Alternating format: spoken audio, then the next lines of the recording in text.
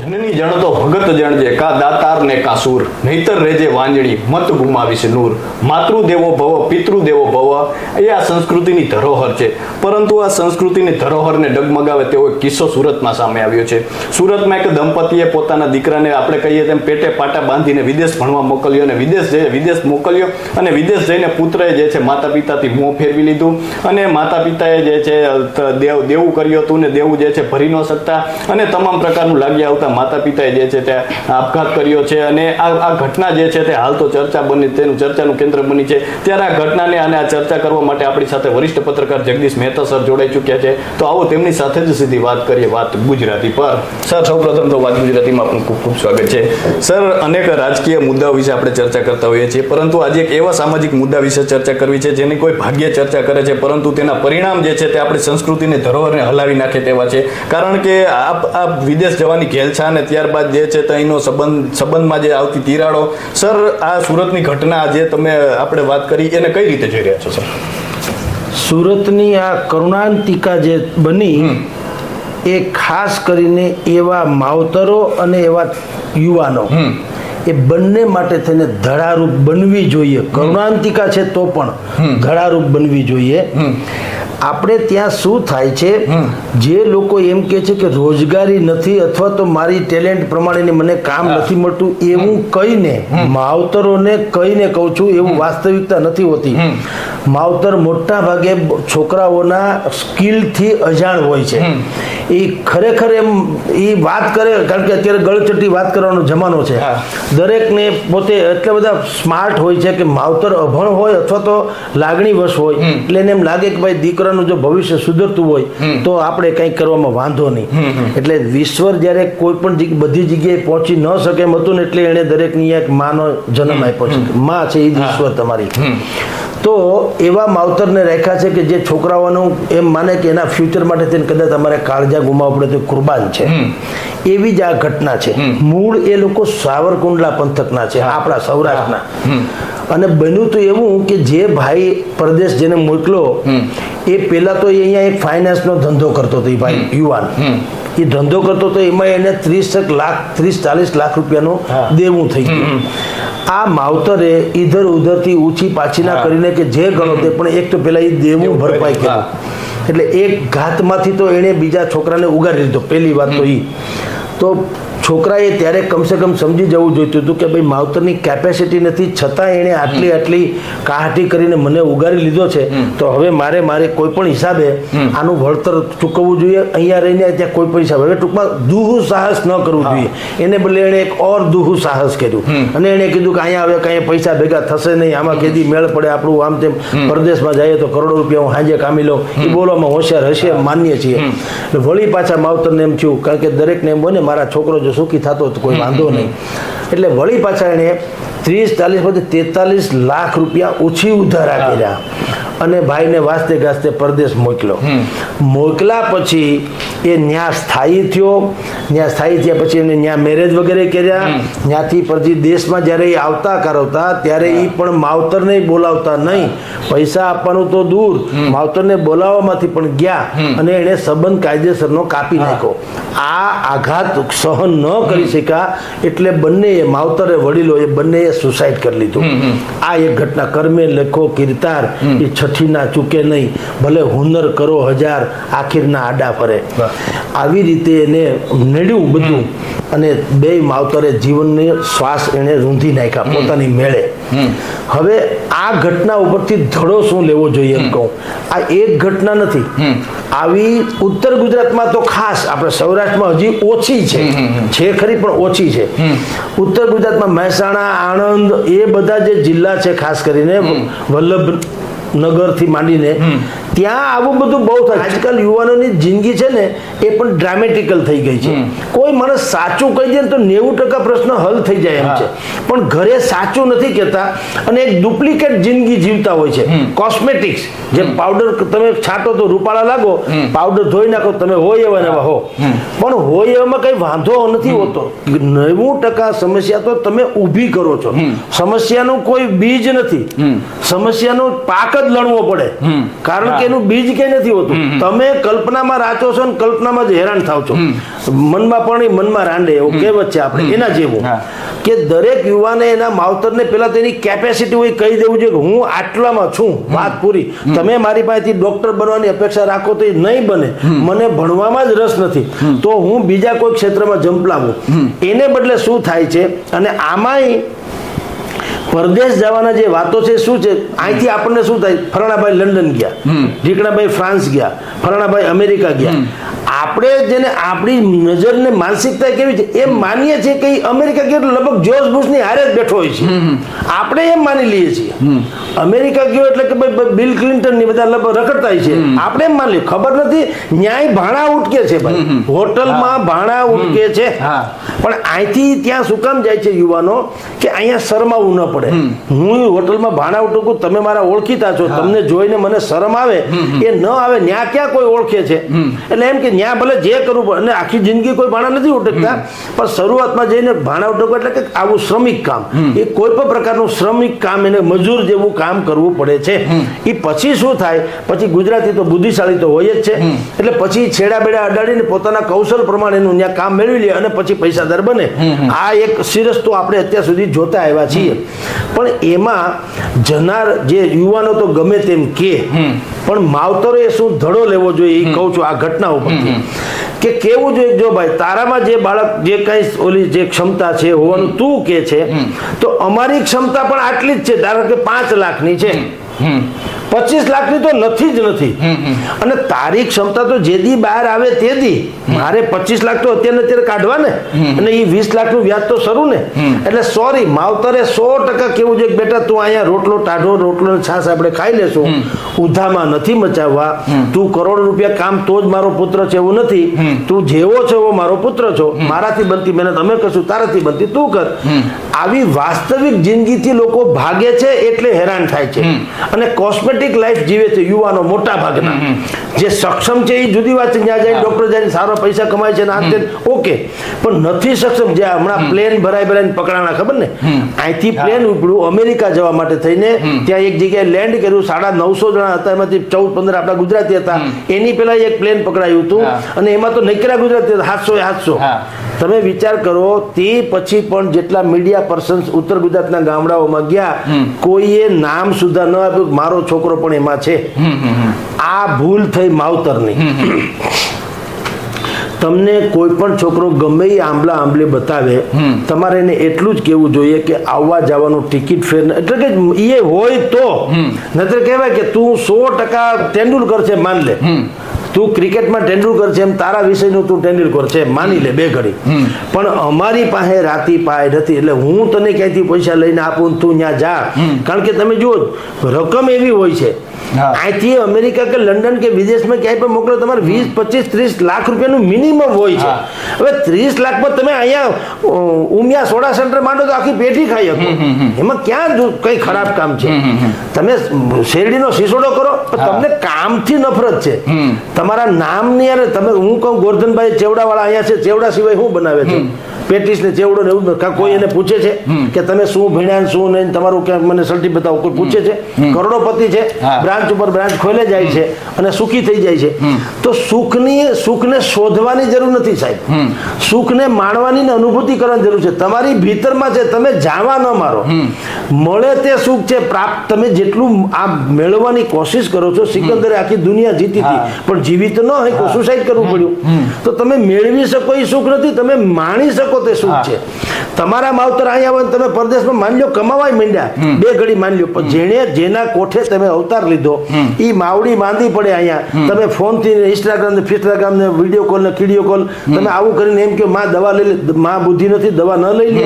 તમને આટલો મોટો કરીને પરદેશ મોકલે એને એટલી જ ખબર પડતી હોય ને, એને દવાની જરૂર નથી હોતી, એને હૂંફની જરૂર હોય છે. તમે કોઈ સારો ડોક્ટરને બતાવો, એને બદલે જો માવતરના પગ દબાવો સાહેબ, એનું અડધું દરદ તો ન્યા હળવું થઈ જાય. પગ દબાવીને દરેક માવતર આપવામાં તો આ પ્રથા હોય ગઈ. ગુરુકુલ પદ્ધતિ હતી ત્યારે આ જ વાત હતી કે પ્રત્યેક યુવાન દીકરાએ એના પિતાના, અને દીકરી હોય દીકરાએ તો માવતરના પગ દબાવવા જ જોઈએ. દીકરી પાસે પગ દબાવાય નહીં. જો સંતાનમાં દીકરી હોય તો મા બાપે માં ભલે પિતાએ પગ દબાવવા દીકરી પાસે ન જોઈએ, પણ દીકરાએ તો બધાએ અવશ્ય એના મા બાપના પગ દબાવ્યા વગર સૂવું ન જોઈએ, ગમે એટલા વાગે આવે તો પણ. એમાં પગ ગૌણ વસ્તુ છે. તમારો સ્પર્શ માત્ર એ હૂંફનો સ્પર્શ છે અને માવતરને એક મીઠી નીંદર આપનારો. માવતરની અમુક ઉંમર થઈ જાય ને એવી બાળક જેવું હોય, ઘડીક જાગે ઘડીક હોઈ જાય, ઘડીક જાગે ઘડીક, આખી જિંદગીને કઈ કરવાનું હોતું નથી, નિવૃત્ત હોય તો વાત છે. એવા લોકોને તમારી હૂંફનો હાથ ફરે, એને પગ દુખતા નથી પણ તમારા હાથનો સ્પર્શ એના પગની ઉપર જાય, તમે વિવેકથી એના પુત્ર છો એટલે તમે એને માવતરનો આદર આપો છો, એટલે એ માવતરને હૂંફને કારણે એમ જીવવાની ઉર્જા મળે. હા, મારો દીકરાએ મારા પગ દબાવ્યા. તો આવી જ્યારે જરૂર છે ત્યારે આપણે ખોટા ખોટા સમણા ઊભા કરીએ છીએ. હું પરદેશ જઈને હમણાં લાખો કરોડો રૂપિયા કમાવીને આપણા મેડી બંગલા કરી લેશું ને આમને તેમને, એવું બધું કરવાને કારણે માવતરો બિચારા પછી શું કરે, એટલે એ ભોળપણમાં ઊંચી ઉધારા કરીને કે પોતાની મરણ મૂડી હોય એ પણ હોમી દે અને અંતે વાવડ આવા જ આવે છે. કે અમેરિકામાં ઘૂસવામાં તમને ખબર છે એક સરહદ જેવું છે, કાંટાળી વાડ જેવું છે, જ્યાં રાતે અંધારામાં મોકલે ઠેકી જાવ ને પહોંચી જાવ ને આન તે, એટલે ક્યાંય સરળ નથી. એટલે કરવું શું જોઈએ? આ જે પ્લેન વાળામાં પ્લેન થી લઈ જાય છે એ બધા તમે જુઓ, એની પાછળ પણ મોટું અર્થતંત્ર આર્થિક માફિયાઓ છે. પ્લેન બળદગાડું નથી માગ્યું મળે, પ્લેન અહીંથી ઉડે તો બધું એનું વિઝા થી માંડીને ફલાણું ને એરાઇવલ ને ઢીકણું ને પૂછડું ને બધી પદ્ધતિ તો છે ને. તો એ પદ્ધતિમાં તમે 800 જણાને ઘેટા બકરાને જેમ લઈ જાવ એવું કોઈ દી બને? અને એ કે કોણ છે તો રામ જાણે એવું હોય કોઈ દી? કેવડું મોટું સ્કેન્ડલ હોય. આ સ્કેન્ડલ જે છે એની પાછળ પણ મોટા મોટા માફિયાઓ પડેલા હોય છે. કામ કરવાના માણસો અમેરિકામાં આપણી ભારત જેવું નથી, શોષણ થાય. ત્યાં તમારે આપણે કેમ 7મો પગાર બંધ 8મો પગાર બંધ સરકારી કર્મચારીને મળે, એમ ત્યાં માનદ વેતન જે કોઈના નિયમ પ્રમાણે આપવું જ પડે. શોષણ નામે કોઈ ચીજ હાલે નહીં. હવે એ હોય તો પગાર બહુ દેવો પડે, એટલે પગાર ઓછો દેવો પડે. એટલે એ ભારતીયો અહીંયા ફોન કરે કે ભાઈ તમારા છોકરાને અહીં મોકલો ને, મારે અહીંયા હોટલમાં હું કામ કરાવી દઈશ. એટલે અહીંથી સમણા પેદા થાય. એક તો આ ભાઈ અહીં નડતો હોય, બીજી બધી ઊંચી ઊંચી વાતો કરતો હોય, તો માવતર એમ કે છે કે ભાઈ આપણા સંબંધી છે, એની હોટલમાં જો તમને કામ મળશે તો હા હું ત્યાં હોય જાઉં. આને એમ થાય કે ત્યાં ભાણા ઉટકવા પડે તો ત્યાં ક્યાં કોઈ ઓળખે છે, પણ હું પછી ખેલ કરી લઈશ. આ બધું મેળાપ થાય એટલે માવતર પણ એમાં ખાપકે અને એકબીજાની ઓળખાણ પીછાણથી અમેરિકાના મોટલ વાળા અહીંના જે ટુરિસ્ટ જે કામ લઈ જાય છે વિદેશ, એવા લોકોને યારે સંલગ્ન હોય છે અને ખોટે ખોટા વિઝા બનાવે છે, ખોટે ખોટી મંજૂરી બનાવે છે. ત્યાં પણ આવો ડખો ચાલે છે. પૈસા ખવડાવવાનું પેલા નતું, આપણે ગયા પછી શરૂ થઈ ગયું. તો ત્યાં આવો ડખો થઈ ગયો છે. પછી સરહદ ઉપર ઉભા રહીએ અને ત્યાં માફિયા થ્રુ બુદ્ધિપૂર્વક ઉતરી જાય અને જિંદગી આખી આને સસ્તા મજૂર મળે અને એ પૈસા આપણને પાછા વધુ મળે. એમાં ના નહીં, ભારત કરતા ત્યાં ડોલરનો હિસાબ છે. એટલે આમ જે છે બંને બાજુનો, એને કારણે આવું થાય છે. અને આ ભાઈ ત્યાં ગયા પછી ન્યાય પાછા કડે ચડ્યા હોય, જે આપણે જેની ચર્ચા કરી હતી મુદ્દામાં, કે ભાઈ તો અહીંયા કુંડાળા કર્યા હતા, મેળ ન પડ્યો, માવતરે મોકલો, ન્યાય ગયો. ન્યાય એમાં પછી અમુક લોકો તમારી જાણ ખાતર લાખો કરોડોમાં જે રમવા માંડ્યા હોય ને, ખોટે ખોટા પસીના વગરનો 1 પણ રૂપિયો તમારા ખીચામાં આવે ને, એ તમને જંપવા ન દે. તો તમે જયારે લાખો કરોડો રૂપિયા વ્યાજથી માંડીને ગમે એમાં તમે કરતા હો, તો પછી તમને છે ને 2-5માં રસ જ ન પડે. તમને મહિને પગાર 2000, 5000, 10000 તમને એમાં રસ, કારણ કે તમારે 2-5 હજાર તો રોજનો પાન ફાંકીનો ખર્ચો થઈ ગયો હોય. એવા તો તમે સમણાદાર માણસો થઈ ગયા હોય. જેટલી હરામની આવક એટલી તમારી હરામની બાકીની બધી પ્રવૃત્તિ. એમાં આ ભાઈ પણ ત્યાં ગયા હોય અને ત્યાં એને જે ખેલ નાખ્યો હોય તે, પણ પછી નિષ્ઠુર બની ગયો જણ. એણે એના માવતરને અસ્વીકાર કર્યો, માવતરને યારે બોલવાનું બંધ કર્યું. કારણ કે માવતર શું કામ, માવતર ફોન કરે તો પણ 43 લાખ રૂપિયા જે ઓછી ઉધારા કરીને લીધા એની જ વાત કરે ને, કે બેટા તું કમાણો હો તો તું મને મોકલ, તો આ લોકોને આપી દઉં. એટલે આંધળીમાંના કાગળ જેવી વાત થઈ. એણે કોઈ દિવસ કઈ સાંભળ્યું નહીં અને માવતરે પછી અહીં આબરૂની ડરે એણે સુસાઇડ કરી લીધું. સર, આ ઘટનાને લઈને જોઈએ તો સુસાઇડ નોટ છે, તેમાં છેલ્લું વાક્ય જે છે એ હૃદય વિંધી નાખે તેવું છે કે દીકરા તે અમારી સાથે જેવું કર્યું, ધ્યાન રાખજે કે તારા દીકરા તારી સાથે ન કરે ને અમે તને ખૂબ પ્રેમ કરીએ છીએ. આ વાક્ય આવ્યું છે. સર, અમે પણ ગામડે ઘણી વખત ઘણા બધા ગામડે જતા હોઈએ છીએ અને ગામડામાં ઘણા વડીલો હોય છે કે જેમના દીકરાઓ વિદેશમાં હોય છે, અને એ પણ જે છે ક્યાંક ને ક્યાંક એમનામાં એક વાત કોમન જોવા મળે છે કે એકલતા ક્યાંક ને ક્યાંક એમને સતાવતી એવું વધારે લાગતું હોય છે. તો સર, આ એક પેઢી જે છે તેમને પોતાનું આખું જે છે કે પેઢી માટે ખર્ચી નાખ્યું છે. તો સર, આ બે પેઢી વચ્ચેનો ગેપ જે છે એ કઈ રીતે અત્યારે આપણે જોઈએ તો ખાસ કરીને બહુ દેખાય છે, બે પેઢી વચ્ચેનો ગેપ? એમાં આપણા શિક્ષણ અને આપણો ઉછેર એ બેયનો વાંક છે. આપણે પદ્ધતિ બદલાઈ ગઈ છે. પહેલા આવું હતું નહીં, જિંદગીમાં કોઈ દી આવું થતું જ નહીં. કારણ કે આપણે તો ઋષિ પરંપરાથી આપણે ઉછરેલા માણસો હતા. ભારતની સંસ્કૃતિ એ જ હતી, વડીલોને માન આપવું, પેલા નાના સહોદરો એટલે ભાઈઓ કે બેન હોય સહોદર, એને પેલા જમાડીને રમકડા હોય તો એને આપીને પછી વધે તો પોતાને રાખવા. આજે એક પ્રકારનું જેને કહી શકાય કે કુટુંબની એક્યતા હતી, પેલા સામૂહિક જીવન હતું આપણું, એ હવે ખતમ થઈ ગયું. આપણને જે અંગ્રેજોએ શિક્ષણ પદ્ધતિ ગાલી દીધી એટલે આપણે બધા ક્લાર્ક થઈ ગયા, આપણે કહેવાતા ભણ એટલે આપણે કેવા માણસો થઈ ગયા ખબર છે, મજૂરમાંય ન હાલીએ અને મેનેજરમાંય ન હાલીએ. આપણે અધવચાળના માણસો તૈયાર કર્યા કે મજૂરે એ થઈ શકે એમ નથી, કારણ કે એને થોડું ઘણું તો મજૂર કરતા જ્ઞાન વધુ છે. મેનેજર જેવી ક્ષમતા નથી, પણ ક્ષમણા છે, ખાલી ક્ષમતા નથી, કેવળ ક્ષમણા છે. હું મેનેજર, હું ટાઈપ, એટલો મારી ઉપર પંખો ભરવો જોઈએ, મારે આવું ટેબલ હોવું જોઈએ, મારા બે ટકોરી બગાડવું, બે નોકર આવવા જોઈએ, પણ એ કોને આવવા જોઈએ કોઈ પૂછતું નથી. તમે પૂછો કે આવું ક્યારે બને તો તમને ખબર નથી, એ પૂછવું નથી, તમારે સમણા જોવા છે કે હું ગ્રેજ્યુએટ થઈ ગયો છું, ગ્રેજ્યુએટ થયા પછી મને સરકારે ટેબલ ખુરશી વાળી નોકરી આપવી જોઈએ, પણ તમારી ઉપલબ્ધિ તો હોવી જોઈએ તો તમને આપે, એ કોઈ જોતું નથી. એટલે આપણા જે ઉછેર અને શિક્ષણ આ બેમાં જે ભયંકર ખોટ આવી ગઈ છે એને કારણે ઘરે ઘરે આ પ્રકારની પરિસ્થિતિ છે. તમે મને સર્વે કરીને બતાવજો, જિંદગીમાં ભાગ્ય જેવા છોકરાઓ મળશે કે માવતરના પગ દબાવીને સૂતા હશે. આમ શેઠના પગ દબાવો તો બધું દબાવશે, અહીંયા નહીં કરે. તો એ જે સંસ્કૃતિનો હાસ આપણો થયો છે, નાશ થયો છે, એને કારણે આ પરિસ્થિતિ સર્જાણી છે. ખુલીને સર વાતો પણ નથી કરી શકતા હોતા, અને ઘણી વખત વડીલો એમ કહે છે કે હોય છે પણ કોઈ બોલવા વાળું નથી, કોઈ વાત સાંભળવા વાળું નથી. આ પ્રકારના દ્રશ્યો અમે ગામડે જતા હોય ત્યારે પણ દેખાતા હોય છે. એક પંક્તિ છે આને લગતી कि तुमसे बस मैं ये बताना चाहता हूँ, वडीलों कहते છે तुमसे बस ये मैं बताना चाहता हूँ कि मैं तुमसे क्या छुपाना चाहता हूँ. और अदाकारी बड़ा दुख दे रही है, अदाकारी बड़ा दुख दे रही है, मैं सच में मुस्कुराना चाहता हूँ. આ સ્થિતિ છે માવતરોની. કોઈ કઈ કહી શકતા નથી, કારણ કે આમાં બધાની આપણે સૌરાષ્ટ્રમાં લોકો દુનિયામાં જેમ હશે એમ, પણ હું સૌરાષ્ટ્રને લાગે વળગે ત્યાં સુધી કહું, અહીંયા આપણે બે પ્રક્રિયાથી જીવિત છીએ. એક શ્વસન પ્રક્રિયાથી, શ્વાસોશ્વાસથી, અને એક છે પ્રતિષ્ઠાથી. આપણી પ્રતિષ્ઠાને હાનિ પહોંચે તો આપણને લાગે આપણું જીવતર બદતર છે. બીજે પ્રદેશમાં હોય કે નહીં ખબર નથી, પણ ઓછું હોય છે. આપણા જેવું તો છે જ નહીં. આ તો તમે કોઈને ટકોર કરો એટલે તો વાત થઈ ગઈ પૂરી. એ સ્થિતિ છે. તો એ સંજોગોમાં એકલવાયુ જીવન છે એ પરદેશ. અત્યારે ગામડા તમે જુઓ સાહેબ, અડધા પડધા ગામડા ખાલી જોવા મળે. ગઢડા ગઢપેરા છે તમને ગામના ગોંદરે કે રામના ચોરે બેઠા બેઠા અમથે અમથા કાંઈ કારણ વગર. એને જરૂર શું છે કે એના છોકરા અથવા એના છોકરા તો વ્યાજ કરતા, ઓલા મૂડી કરતા વ્યાજ વાળું છોકરા હોય તો ઘરમાં રમતા કિલકિલાટ કરતા હોય તો એને પાછલી જે લાઈફ છે, નાના બાળકને કેમ માવતરની જરૂર છે એમ ગલઢેરા માણસોને છોકરાઓની જરૂર પડતી હોય છે. ઈશ્વરની આ બધી વ્યવસ્થા છે. જેમ નાના બાળકને તમે જુઓ, ઘડીક સુઈ જાય ને ઘડીક પછી ભૂખ લાગે, ઘડીક સુઈ જાય ને ઘડીક ભૂખ લાગે, ઘડીક રમે ઘડીક ભૂખ લાગે. ગલઢા માણસોને પણ એવું જ હોય. એ ઘડીક થાય તેને ભૂખ લાગે ને મમરાઈ ભાવે ને સેવ ભાવે ભજીયા ખાવાની ટેવ થાય, ફલાણું થાય, એની બધી ઈચ્છાઓ જાગે. તો આપણું જે વિભક્ત કુટુંબ થઈ ગયું, પેલા સંયુક્ત કુટુંબ, એ સંયુક્ત કુટુંબ આપણું નાશ થઈ ગયું. પારિવારિક ભાવના નાશ થઈ ગઈ.